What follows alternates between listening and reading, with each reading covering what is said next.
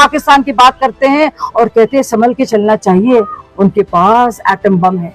ये वो लोग हमें बताएंगे कि फॉरेन जो इलेक्शन ऑब्जर्वर्स हैं उनकी मौजूदगी यहाँ पे सही नहीं है। शर्म आनी चाहिए उमर अब्दुल्ला को, और पहले आईना तो देखें कौन इंसान क्या बोल रहा है। अब उनके कहने पर और जिस तरह से उन्होंने शर्मसार किया है राहुल गांधी जी को, राहुल गांधी जी पहुंचे वहां पे भी उनकी कितनी समझ है पीओके को लेकर और रेफ्यूजीज को लेकर, वो आप सब लोगों ने देख ली। अब कह रहे हैं कि वो गलती से उन्होंने कहा है, लेकिन सोचिए उमर अब्दुल्ला के कहने पर, उनको शर्मसार करने पर, एक हिकारत की तरह से एक नसीहत देने पर बड़ी मुश्किल से राहुल जी किसी तरह से पहुंचे और जम्मू में जाकर भी उन्होंने गुल खिला दिए, वो सब आपने देखा। साथ ही बहुत जरूरी सवाल लगातार ये लोग पूछ रहे हैं और कह रहे हैं क्या कुछ किया है, क्या कुछ हुआ है वैली में।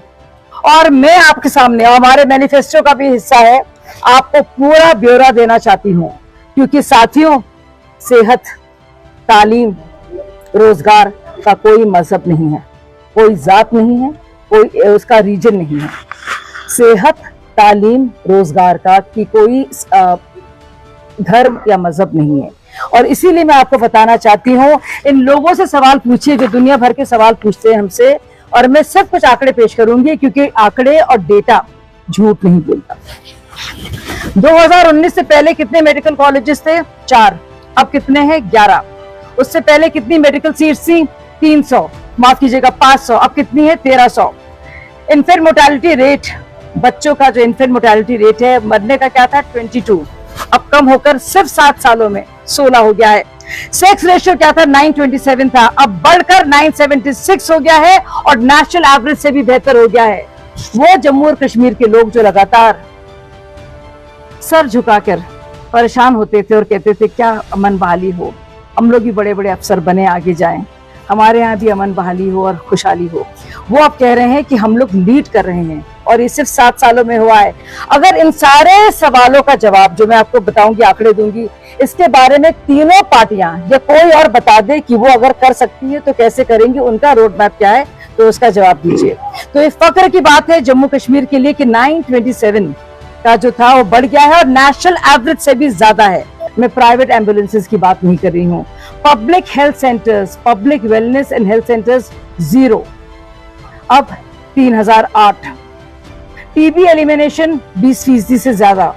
लाइफ एक्सपेक्टेंसी, जान है तो जहान है, मैं हमेशा कहती हूँ, तो 70 से भी कम लाइफ एक्सपेक्टेंसी थी 7 साल पहले और अब वो बढ़कर 74 से ज्यादा हो गई है। तो एक और बड़ी खुशखबरी, और ये चीजें लोगों को मैटर करती हैं। देखिए इंतखाबात होते रहेंगे लेकिन ये चीजें लोगों को छूती हैं, ये उनके बारे में है, ये उनका तजुर्बा है, ये उनका अनुभव है। अच्छा, लगातार यहाँ बातें हो रही हैं कि कुछ काम नहीं हुआ और हमने कुछ एम्प्लॉयमेंट के, मैं आंकड़े आपको पेश करती हूँ कि एम्प्लॉयमेंट को लेकर मैं नेशनल चैनल्स में भी देख रही हूँ और यहाँ पे भी देख रही हूँ कि बहुत कुछ काम हुआ है। अब सबसे पहले तो इनसे पूछिए कि इनके एम्प्लॉयमेंट का आइडिया क्या था। 300 रुपये, 500 रुपये दिहाड़ी पर आप लगातार किसी तरह से वो भिजवाएं, पत्थर फिकवाने का काम करें। देखिए मैं आपको बता दूं, जम्मू एंड कश्मीर में यहाँ की आबादी है 1,40,00,000। यहाँ की सरकारी नौकरी जो है वो है 5 लाख।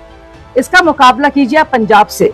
पंजाब की आबादी है 3,70,00,000 और वहां के सरकारी मुलाजिम है 3.55 लाख, यानी कि 5 लाख यहाँ और आबादी 1,04,00,000। अब कर्नाटक पर आते हैं।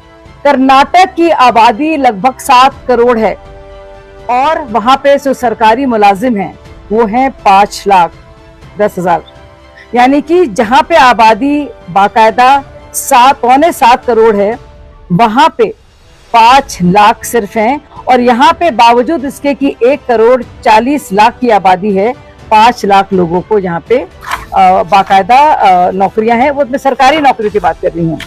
अब मैं आप लोगों से बात करना चाहूंगी प्राइवेट नौकरियों की और सेल्फ एम्प्लॉयमेंट की। जहां तक बात है सेल्फ एम्प्लॉयमेंट की, तो 8 लाख नए रोजगार पिछले 5 साल में जम्मू एंड कश्मीर को दिए गए हैं। तफसील से मैं आपको उसकी डिटेल्स भी दूंगी। और मैं आपको बता दूं कि बार बार ये कहा जा रहा था, मैंने खुद सुना उमर अब्दुल्ला को कहते हुए कि गवर्नमेंट जॉब्स की वैकेंसीज जो हैं वो भरी नहीं गई हैं।